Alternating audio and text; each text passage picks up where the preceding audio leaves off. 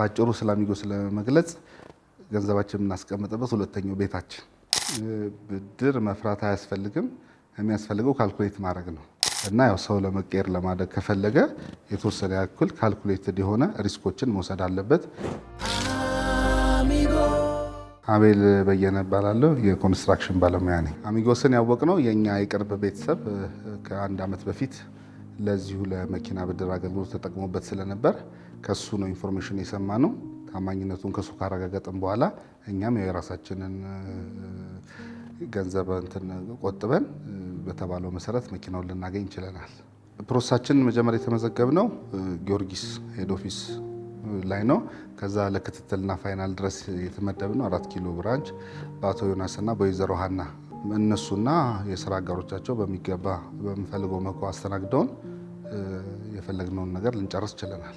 መኪናውን የገዛ ነው ለስራችን ማስፋፊያ እንዲሆን አገልግሎት እንዲሆን ነው የገዛ ነው። ለኮንስትራክሽን ግብአቶች የሚያገለግለን የእቃ ማጓጓዣና ሰው ማጓጓዣ የሚሆን መኪና ነው።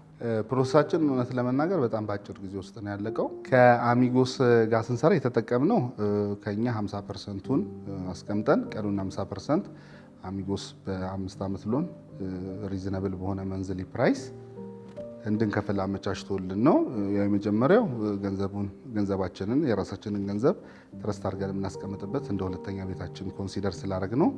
በዛ እምነት ምክንያት እኛም ትረስት አድርገናል። እሱንም ማረጋገጥ ችለናል። መኪናችንን አግኝተናል። የብድር ፕሮሰሱ ገና ብድሩን ካስገባን ወይ ደግሞ ብድሩን አፕላይ ካረግን ጀምሮ ክሊርና ስፔሲፊክ ስለሆነ ከ2 እስከ 3 ወር ነው የወሰደው። የተወሰነውን ጊዜ ብቻ ነው ቢሮ መምጣት የጠየቀብን። ሌሎቹን ግን እዛው ባለንበት ሆነን በኦንላይን ሚቲንግ እያደረግን ጊዜና ገንዘብን የቆጠበ ዶክመንት ማሟላት ስራ አድርገን ፋይናሊ ለአንዳንድ ዶክመንት ፈረማዎች እና እንደዚህ ጥቃቅን መጨረሻዎች ነው ወደ አሚጎስ ቢሮ የመጣ ነው። በእርግጥ ቅድም እንደነገርኩሽ ከዚህ በፊት እኛ እንደ ዊትነስ የኛ የቅርብ ሰው ገዝቶት ስለነበረ በዛ ምክንያት ትረስቱን ዲቨሎፕ አድርገናል።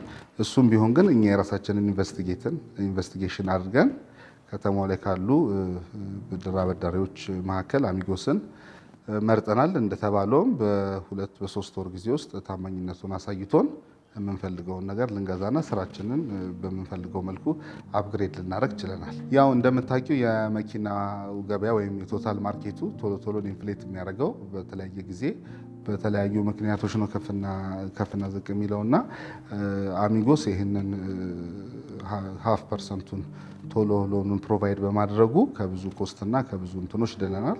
ሁለተኛ የምንፈልገውን መኪና ለቢዝነሳችን መጨመሪያ አድ ስላደረግን በጊዜ ደግሞ ገንዘባችንንም ሴቭ ማድረግ ስለቻልን ሰፖርት ስላደረገን ችለናል ማለት ነው። ብድር መፍራት አያስፈልግም።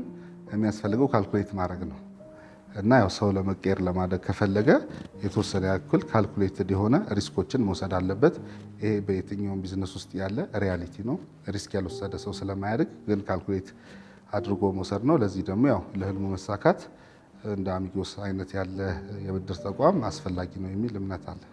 ገንዘብ ሲባል ሁሉም ሰው ኢንቨስት ለማድረግ በተለይ ፋይናንስ ተቋማት ላይ ገንዘቡን ለማስቀመጥ አስቸጋሪ ነው። የመጀመሪያው እና ዋናው ጥያቄ ትረስት ኢሹ ነው።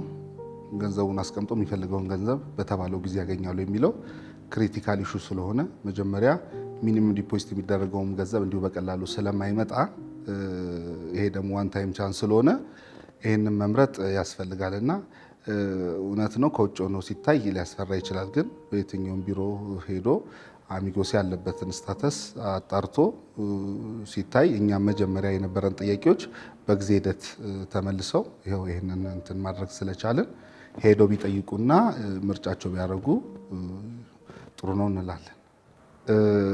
እንግዲህ አሁን በጀመርነው መልኩ ከመኪናም ውጪ አሁን ለተለያዩ አይነት የብድር አይነቶች አሉ፣ የቤት ኢንቨስትመንት የማስፋት። ስለዚህ እኛ ደግሞ የኮንስትራክሽን ሴክተሩ ላይ ስላለን ቢዝነሳችንን ለማስፋት ከአሚጎስ ጋር በሜሞራንደም ኦፍ አንደርስታንዲንግ እያደረግን አዲሽናል ስራዎችን ለመስራትና ስኮፑን ጠንከር ለማድረግ የተነጋገርን ያለንበት ሁኔታ ነው ያለው። በአጭሩ ስለ አሚጎስ ለመግለጽ ገንዘባችን የምናስቀምጥበት ሁለተኛው ቤታችን ብለነዋል።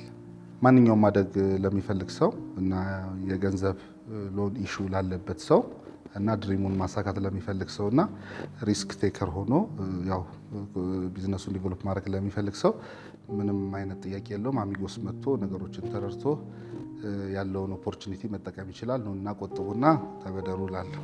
ስለዚህ ያው በዚሁ አጋጣሚ የ4 ኪሎ ብራንችን ልናመሰግን እንፈልጋለን።